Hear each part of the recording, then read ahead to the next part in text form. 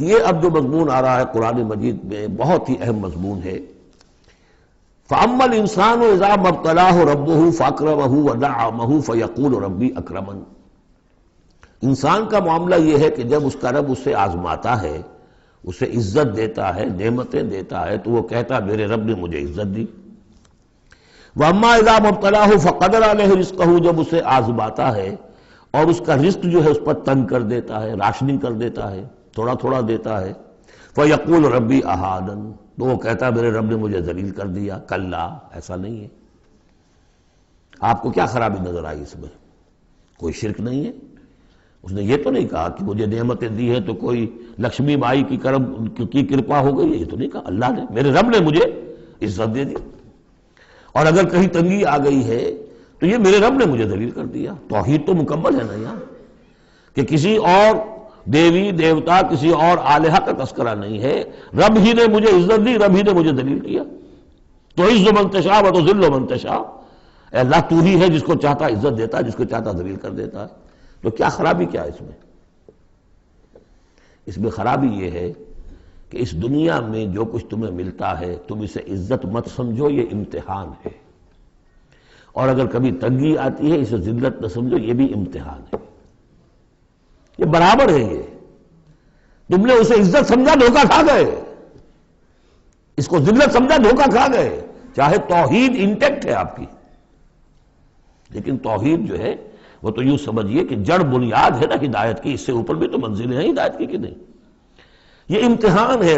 ایک لفظ جو کامن ہے، اذا ما ابتلاہ ربہ فاکرمہ، جب اسے ابتلا میں ڈالا اور ابتلا میں عزت دی۔ دیکھیں اب کرتا کیا ہے، صبر کر، یہ شکر کرتا ہے، اپنی جو بھی ہم نے اس کو نعمتیں دی ہیں وہ حقداروں کو ان کے حق ادا کرتا ہے کہ نہیں کرتا ہے؟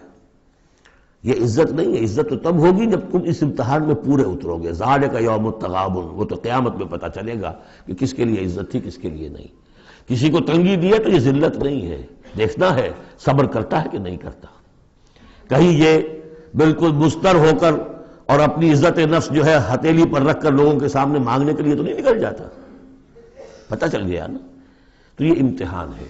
تو پہلا درجہ سمجھیے کہ چاہے فراوانی ہو، عیش ہو، آرام ہو، دولت ہو، یہ بھی امتحان، تکلیف ہے، رنج ہے، محنت ہے، مشقت ہے، اسرت ہے، تو یہ بھی امتحان، دونوں برابر ہو گئے۔ اب بھی ہدایت اس سے اوپر بھی ہے ایک۔ ہمارے دل میں یہ چور رہے گا پہلا امتحان آسان ہے دوسرا مشکل ہے، نہیں، حقیقت اس کے برعکس ہے۔ پہلا مشکل ہے، یہ دولت میں رہ کر بھول جانے کا آپ کے اندر زیادہ امکان ہے۔ الہا، حدیث آپ کو سنائی تھی، ما قل و کفا خیر مما کثر و الہا، اگر زیادتی ہوگی، دولت ہوگی، تم اللہ کو بھول جاؤ گے تو زیادہ سخت نقصان یہ ہے، زیادہ بڑا امتحان یہ ہے۔ اور اگر ناپ تول کر مل رہا ہے تو ہر وقت اللہ یاد رہے گا، یہ ہلکا ہے، در حقیقت وہ بھاری ہے۔ اور اسی میں وہ واقعہ نوٹ کر لیجئے امام احمد ابن حنبل رحمۃ اللہ علیہ کا، کہ جب وہ مار پڑ رہی تھی کہ جس کے بارے میں الفاظ ہے کہ ہاتھی کو بھی وہ مار پڑتی تو بلبلا اٹھتا، اس وقت آنکھوں میں آنسو نہیں آئے۔ کب آئے؟ جب بادشاہ وقت، خلیفہ وقت کا ایلچی آیا ہے اشرفیوں کے توڑے لے کر کہ یہ بادشاہ نے آپ کے لیے نذرانہ بھیجا ہے، تب رو پڑے، اے اللہ میں اس امتحان کے قابل نہیں ہوں، یہ امتحان سختر ہے۔ تو یہ ہے درجہ بدرجہ، لَتَرْكَبُنَّ طَبَقًا عَنْ طَبَقٍ، تو ہدایت کے بھی یہ درجے ہیں۔ پہلا درجہ تو یہ ہے کہ جو بھی ہے اللہ کی طرف سے ہے، تنگی ہے تو اللہ کی طرف سے، اور فراوانی ہے تو اللہ کی، یہ توحید تو پوری ہو گئی آپ کی، اللہ کی طرف سے۔